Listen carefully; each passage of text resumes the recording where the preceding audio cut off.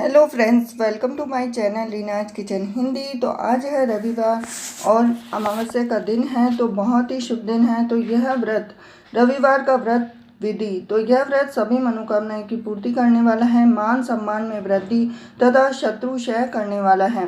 प्रातःकाल स्नान आदि से निवृत्त हो स्वच्छ वस्त्र धारण करें और पवित्र स्थान को लीप कर सूर्य देव की पूजा करें।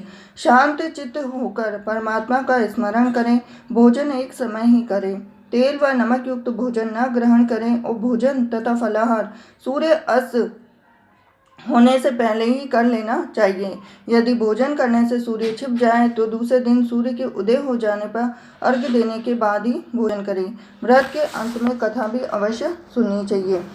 रविवार की व्रत कथा। तो एक बुढ़िया थी, वह प्रत्येक रविवार को सवेरे ही गोबर से घर लीपकर स्नान आदि कर भगवान की पूजा करती, फिर भोजन तैयार कर भगवान को भोग लगाकर स्वयं भोजन करती थी।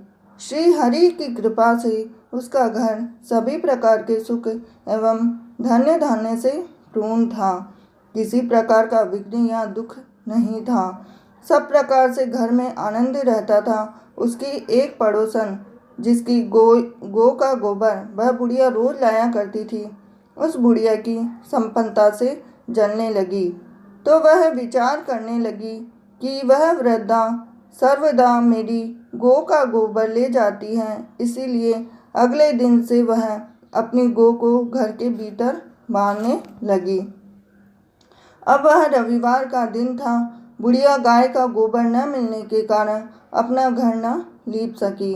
अब उस दिन उसने न तो भोजन बनाया, न भगवान को भोग लगाया और न स्वयं भोजन किया। इस प्रकार उसने निराहार व्रत किया। रात्रि हो गई और वह भूखी ही सो गई। रात्रि में भगवान ने उसे स्वप्न में दर्शन दिए और भोजन न बनाने तथा भोग न लगाने का कारण पूछा। तो वृद्धा ने कहा, उसे गोबर नहीं मिला, इस कारण वह आपका भोग न लगा सकी। तब भगवान ने कहा, हे माता, हम तुमको ऐसी गौ देते हैं जो सभी इच्छाएं पूर्ण करती है, क्योंकि तुम हमेशा रविवार को पूरा घर गौ के गोबर से लीप कर भोजन बनाकर मेरा भोग लगाकर ही स्वयं भोजन करती हो। तो इससे मैं बहुत प्रसन्न हूँ। मैं निर्धन को धन और बांझ स्त्रियों को पुत्र देकर उनके दुखों को दूर करता हूँ तथा अंत समय में मोक्ष देता हूँ। स्वप्न में ऐसा वरदान देकर भगवान अंतर्ध्यान हो गए। प्रातः जब वृद्धा की आंखें खुली तो उसने देखा कि आंगन में अति सुंदर गौ का बछड़ा बंधे हुए हैं। तो गौ और बछड़े को देखकर वह वृद्धा अत्यंत प्रसन्न हुई और उनको घर के बाहर बांध दिया। अब वही उनके खाने के लिए चारा भी डाल दिया। जब उसकी पड़ोसन ने बुढ़िया के घर के बाहर एक अति सुंदर गौ और बछड़े को बंधा देखा तो द्वेष के कारण उसका हृदय जल उठा। जब उसने देखा कि गौ ने सोने का गोबर किया है तो वह चोरी से उस गौ का गोबर उठाकर ले गई और अपनी गौ का गोबर उसकी जगह पर रख गई। वह प्रतिदिन ऐसा करती, सीधी सीधी बुढ़िया को उसकी इस चालाकी की खबर नहीं हुई। सर्वव्यापी ईश्वर ने सोचा कि चालाक पड़ोसन के कर्म से बुढ़िया ठगी जा रही है। तो एक दिन भगवान ने संध्या के समय अपनी माया से बड़े जोर की आंधी चला दी।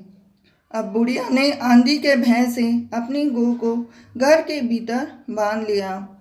प्रातःकाल उठकर जब वृद्धा ने देखा कि गौ ने सोने का गोबर दिया है तो उसके आश्चर्य की सीमा न रही। अब वह प्रतिदिन गौ को घर के भीतर बांधने लगी। तो पड़ोसन ने देखा कि बुढ़िया गौ को घर के भीतर बांधने लगी है और उसका सोने का गोबर उठाने का दाव नहीं चला, तो वह ईर्ष्या और ढाह से जल उठी। अन्य कोई उपाय न देख पड़ोसन ने उस देश के राजा की सभा में जाकर बोला, महाराज, मेरे पड़ोसन में एक वृद्धा के पास ऐसी गौ है जो नित्य सोने का गोबर देती है। आप सोना प्राप्त कर उससे प्रजा का पालन कीजिए। तो वह वृद्धा इतने सोने का क्या करेगी। उसकी बात सुनकर राजा ने अपने दूतों को वृद्धा के घर से गऊ लाने का आदेश दिया। वृद्धा प्रातः भगवान का भोग लगा भोजन ग्रहण करने जा ही रही थी कि राजा के कर्मचारी गऊ खोलकर ले गए। वृद्धा बहुत रोई चिल्लाई, किंतु राजा के कर्मचारियों के सामने कोई क्या कहता। अब उस दिन वृद्धा गऊ के वियोग में भोजन न कर सकी और रात भर रो रोकर ईश्वर से गऊ को पुनः पाने के लिए प्रार्थना की। तो राजा गऊ को देख बहुत प्रसन्न हुआ, लेकिन अगले दिन सुबह जैसे ही वह उठा तो सारा महल गोबर से भरा दिखाई देने लगा। राजा यह देखकर बड़ा आश्चर्य करने लगा और भगवान ने रात्रि में राजा को स्वप्न में कहा कि हे राजा, गाय को वापस वृद्धा को लौटा दो, इसी में तुम्हारी भलाई होगी। तो उसके रविवार के व्रत से प्रसन्न होकर वह गाय उसे दे दी। तो प्रातः होते ही राजा ने वृद्धा को महल में जाकर बहुत से धन के साथ सम्मान सहित गाय बछड़ा उसे लौटा दिया और अपने कार्य के लिए उससे क्षमा प्रार्थना की। इसके बाद राजा ने पड़ोसन को बुलाकर उचित दंड दिया। इतना करने के बाद राजा महल से गंदगी उसी दिन से राजा ने नगर वासियों को आदेश दिया कि राज्य की समृद्धि तथा अपनी समस्त मनोकामनाओं को पूरा करने के लिए रविवार का व्रत करें। व्रत करने से नगर के लोग सुखी जीवन व्यतीत करने लगे और अब बीमारी तथा प्रकृति का प्रकोप उस नगर पर नहीं होता था। सारे व्यक्ति सुख से रहने लगे। तो ये था रविवार की सूर्य देव की व्रत कथा का वीडियो। तो आशा करती हूँ कि आपको ये वीडियो ज़रूर पसंद आया होगा। अगर वीडियो पसंद आया हो तो वीडियो को लाइक कीजिए, चैनल को सब्सक्राइब कीजिए और बेल आइकन को ज़रूर दबा देना, क्योंकि एक लाइक से मुझे मिलती है मोटिवेशन आपके लिए और भी बेहतर वीडियो बनाने के लिए। तो हिंदू सभ्यता के तीज त्योहार व्रत और पूजा विधि के लिए बने रहिए मेरे साथ रीना किचन हिंदी पर। हरे कृष्णा।